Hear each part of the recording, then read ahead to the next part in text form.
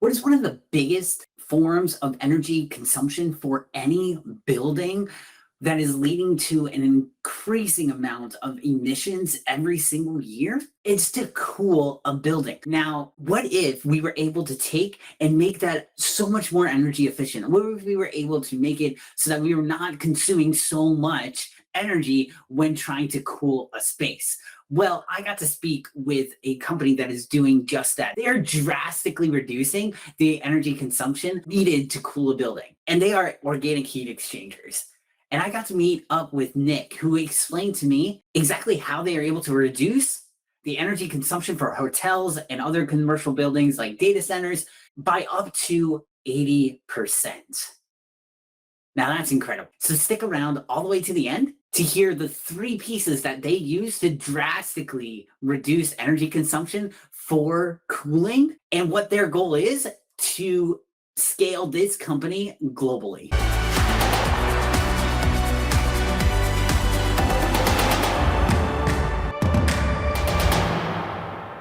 All right, so Nick, do you mind telling us a little bit about organic heat exchangers and what you guys do? Yeah, so organic heat exchangers, the roots of organic heat exchangers come from the experience of a chap called Bob Long, who is the founder and chairman. And Bob's been in the cooling industry for around 45 years. He had a big cooling company out in South Africa. And years ago, they were tasked, there was a think tank that was created. And the think tank specifically was how they could cool fish more effectively that were caught off the coast of South Africa. And the think tank came up with an idea for using organic. And basically, when you add specific organics to a cooling fluid, what is fundamentally created is a nanotech wrapper through small ice spheres, about 1/10 of an inch in diameter. Now, the fundamental problem with most cooling systems is that you get buildups of ice, large blocks of ice. And because you haven't got the surface area for the cooling charge to work on, it's very inefficient. So by splitting everything into essentially nanotech wrappers around ice spheres, you get huge increases in surface area. And it's the same increases in surface area that we have in our lungs with the alveoli, and we have in our guts through the villi and microvilli. And essentially, it's the same miracle that allows us to efficiently exchange gases or efficiently absorb nutrients. And we're just bringing that into the cooling sector. So Bob was doing all of this stuff and was very successful down there, but as the environmental revolution started up, there was a clear roadblock to the proliferation of renewables, and that was that there wasn't sufficient energy storage to take effectively more than 25% renewables into existing grids, because you had huge problems with intermittency. So Bob thought and deliberated a while, and he thought, well, what I can come up with is a fantastic cooling solution that increases the efficiency of existing chiller systems by around 60%.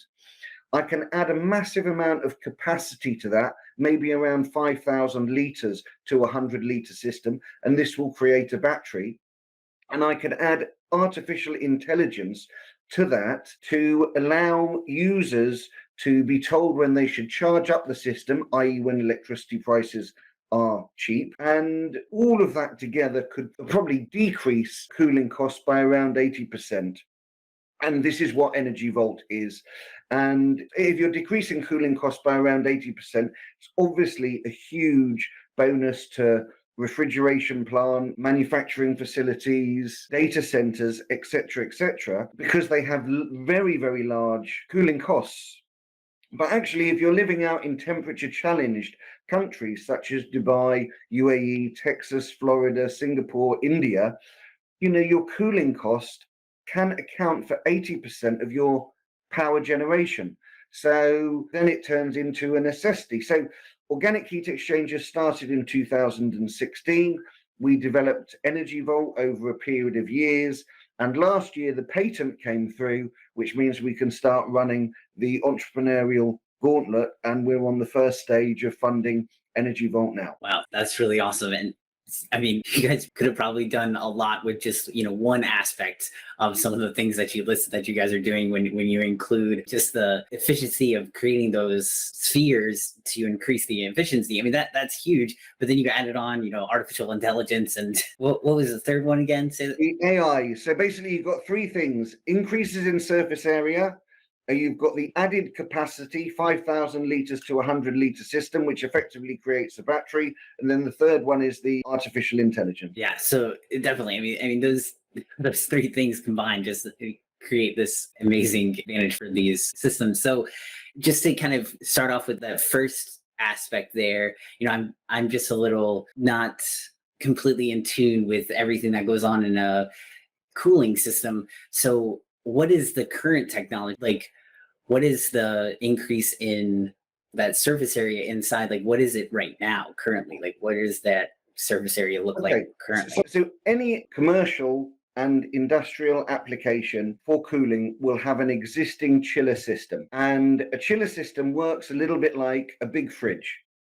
So you essentially vent the heat out of the building and you cool the system with charge, and then generally there are pipes that go around the building or pipes that go around the fridge, and these are cold pipes, and that create cool.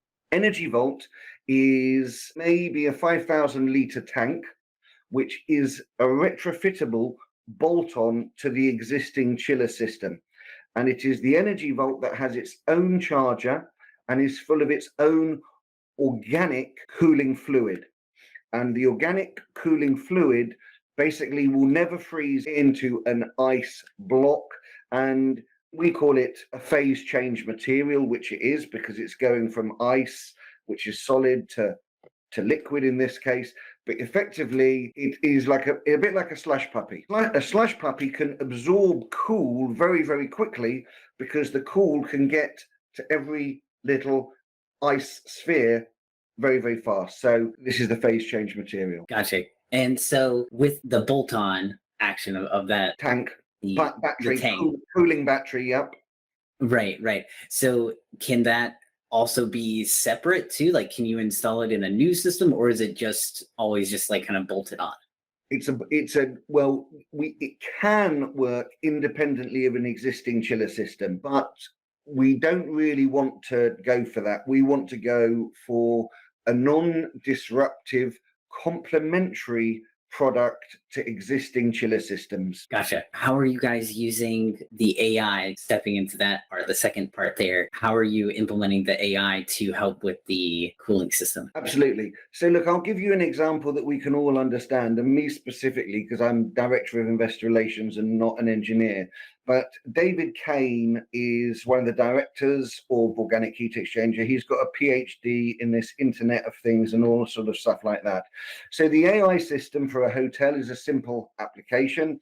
It looks at the outside temperature. It looks at the number of guests you've got staying. It maybe looks at how much heat the swimming pool might need, because you can recycle some heat through the EnergiVault. It looks at the wind forecast. If you've got solar on the roof, it looks at the solar forecast, because if you can take electricity from your external solar panels and use that to charge up the AI system, essentially you're getting cooling for free. It looks at all of these factors, and then it looks at outside electricity prices, and it will forecast the best time for you to charge the system for the cheapest price. Because what we're experiencing and what we're going to experience increasingly is more and more and more volatility in electricity prices. Now, you guys probably have it worse over there in the US, but if you look at electricity prices here, we've seen minus £50 per megawatt hour on a windy night when there's lots of wind but not a lot of demand. And when we had a vicious cold snap when the beast from the east hit, electricity prices were £3,000 per megawatt hour. Now, obviously, for a hotel, when it's sunny, that's when you need to run the cooling system. But if you haven't got wind there and you've just got solar and you've got a lot of industrial demand going, you don't want to have to buy your power at 400, 500, 600 pounds per megawatt hour when you can charge up the EnergiVault at £50 per megawatt hour. Now, every EnergiVault will you'll be able to charge it with cooling power to the value of either, depending on how big it is, 1 megawatt hour or 2 megawatt hour. Now, 2 megawatt hour is a lot of power. So actually, if you had EnergiVaults throughout the United Kingdom, you could really go a long way to provide the energy storage that is needed in the UK and globally. Overall, I've been in this environmental space since 2008. I was originally an accreditor for environmental projects, and we used to go out and try and find the biggest projects we possibly could that would produce the largest amount of emission reduction. So we're working with solar and wind projects, did a lot of hydro, also some quite diverse project type, fuel switch, swapping anaerobic to aerobic composting, which changes the base emission from CH4 to CO2. But cooling is a relative backwater, but globally, cooling accounts for 25% of the world's electricity consumption, which is huge, and 7% of global emissions. And ultimately, if EnergiVault can reduce cooling costs by 80%, which is our claim, up to 80%, then that 7% of global emissions becomes around 2% of global emissions. It can have a really, really, really significant effect on global emissions.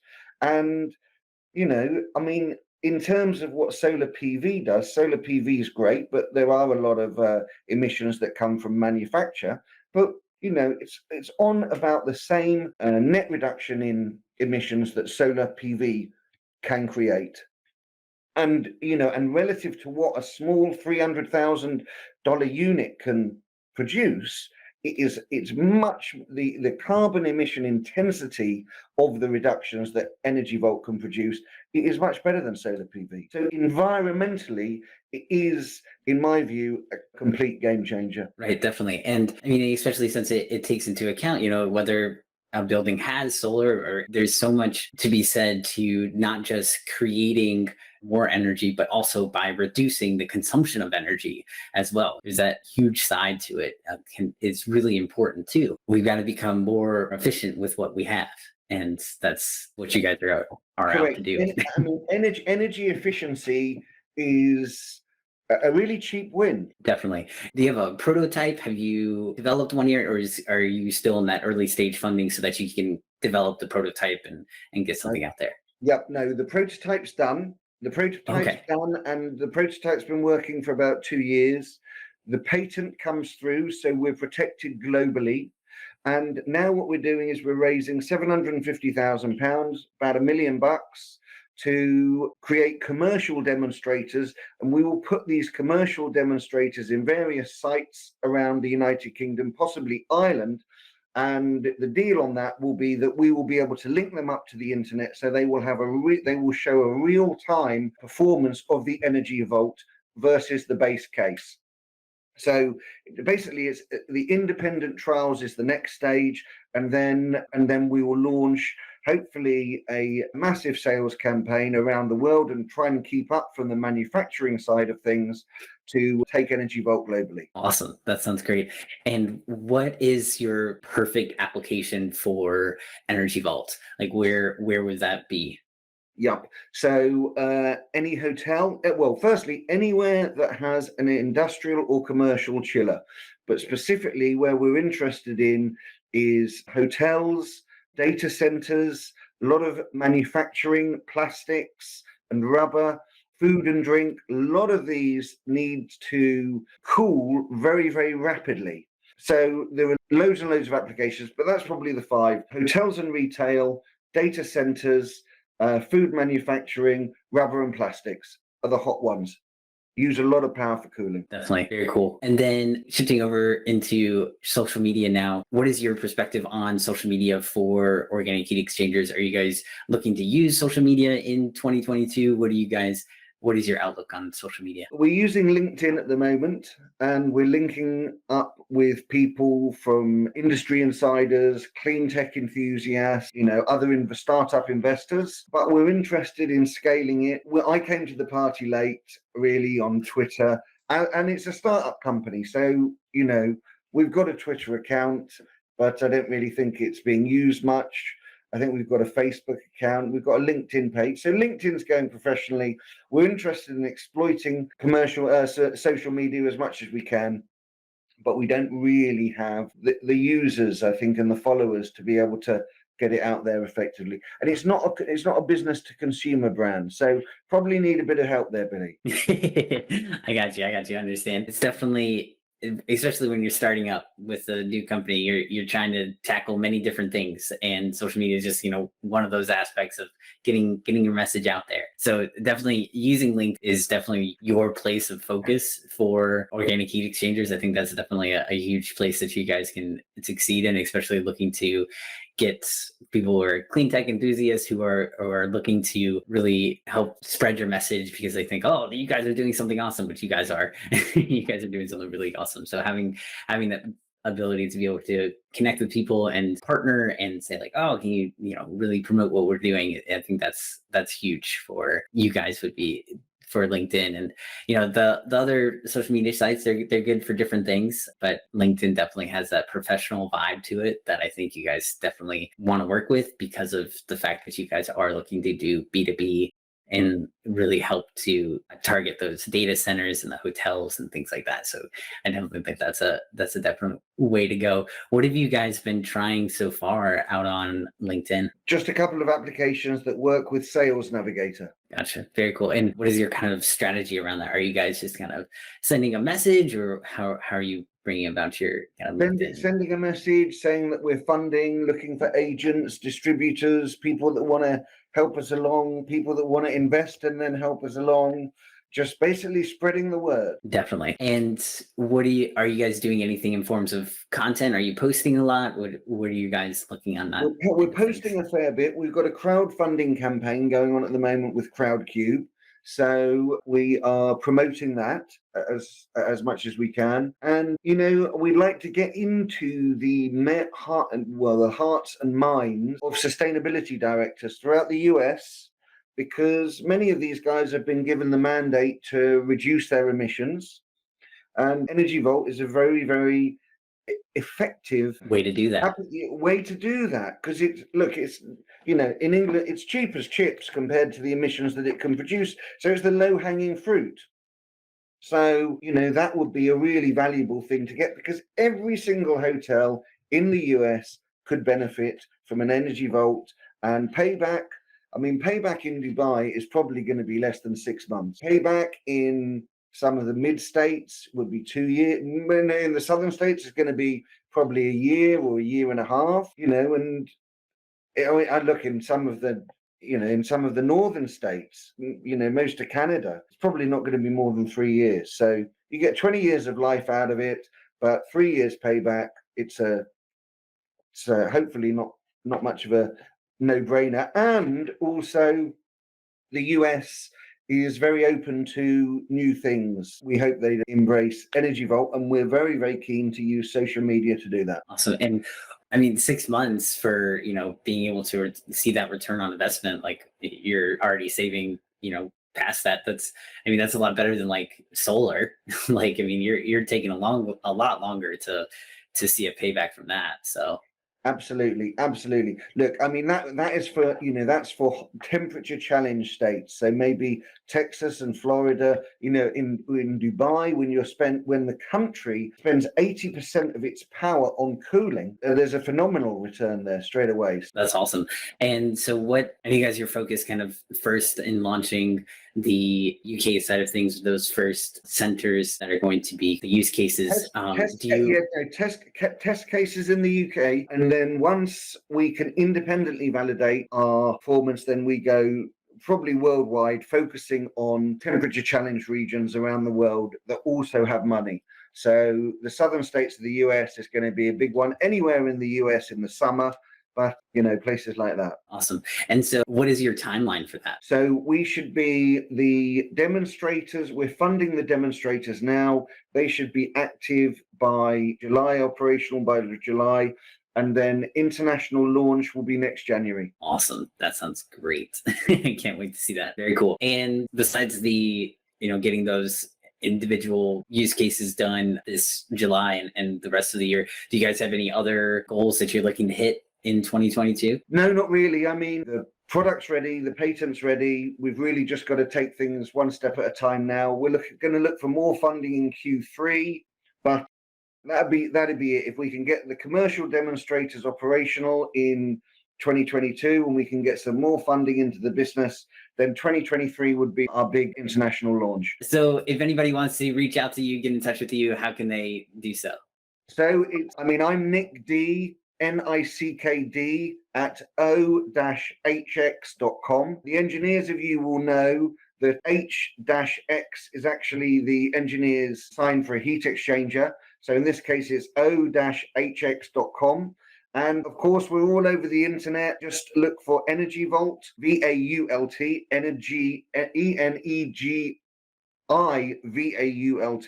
or organic heat exchangers, and you will find us. Great. Awesome. Thank you so much. And it was great having you on here today. Okay, hope that was good for you, Billy, and I'll hear from you soon.